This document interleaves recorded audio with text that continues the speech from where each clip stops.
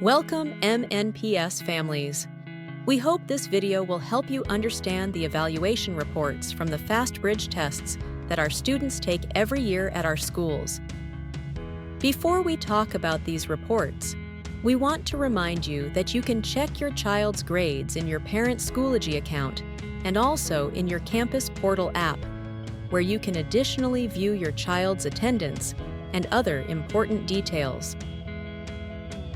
If you do not know how to access your parent campus portal and Schoology accounts, you can find the information on how to do it on our MNPS website. If you need additional support, please ask for help at your child's school. Make sure to request an interpreter if you need one. During the school year, our students at MNPS take several types of evaluations, not just to demonstrate their learning, but to help us determine how they can learn more effectively. The FastBridge assessments evaluate students' progress and assist teachers in determining if your child requires additional support and which kinds of support would be most beneficial. Students usually take these tests on computers. After the tests are completed, the schools will share the results with parents and caregivers so that families know how their kids are doing in school and can help them at home with specific strategies that teachers recommend if needed. Our students take different tests in math and reading to evaluate the skills they need to master, depending on their school grade. This is how the reports look like. On the left side of your screen, there's an example of a family report showing a student's math test results, and on the right side, an example of a family report for reading tests. Each report's information is organized in the same way, as you can see. We will use the reading test report to explain the information shared with families. The reports provide information about how your child is doing in the learning area being evaluated, information about how your child's learning compares to other students' learning, and information about how your child's scores have changed over time. Let's review each of these sections. But first, notice that the top of the report shows the name of your child, the area of learning they are being tested for, the school year and the testing period, which in this example is during the spring. FastBridge tests normally happen 3 times a year, in the fall, the winter, and the spring. You will also see the names of the school district, the name of the school, the grade level, and the teacher's name. The area below contains a description of the specific tests that your child took during the testing period, and a brief description of what the test is for. This student, for example, took 2 tests to measure their reading skills, the A reading test and the CBM reading for English. Feel free to ask your child's teacher if you have questions or if you want to know more about each of the specific tests. You can also visit the FastBridge website to find more detailed information about the tests they offer, or visit the link shown here. So, how did the student perform in these assessments? Here we can see that in the A reading test, the student's score placed them as on track. And on the CBM reading for English, the student's score placed them at some risk. What does this mean? On track means that the student has the skills expected for the grade level they are in. Some risk means that the student may need additional support to improve, and that they are at some risk of falling behind their peers. And finally, high risk means that the student will need additional support to improve, and that they are at a high risk of falling behind their peers.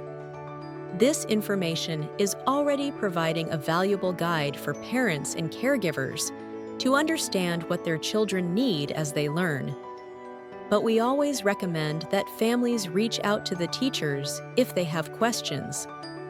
For example, Here we read that the student may need additional support to improve automaticity and accuracy in reading, which are terms some parents may not know or fully understand in reference to this report. Ask the teachers. Remember that teachers and parents are a team. Let's now look at the next section that explains how your child's scores compare to other children's scores. To do that, this report uses something called percentiles. You will see the percentiles that correspond to how your child's scores compare with the scores of all the other students in the same grade level who took the test, both in your school district and also at the national level. A percentile is simply a measurement related to percentages and to the place that someone is at in reference to the results of all the people in a group. For example, this student's score placed her in the 80th percentile at the district level for the A reading test, which means her score is higher than the scores of 80% of the students in the district who took the test, or just below 20% of the students in her grade level in the district. If we look at the results for the CBM reading test, we see that her score placed her at the 31st percentile when comparing it to the scores of all the students in the country.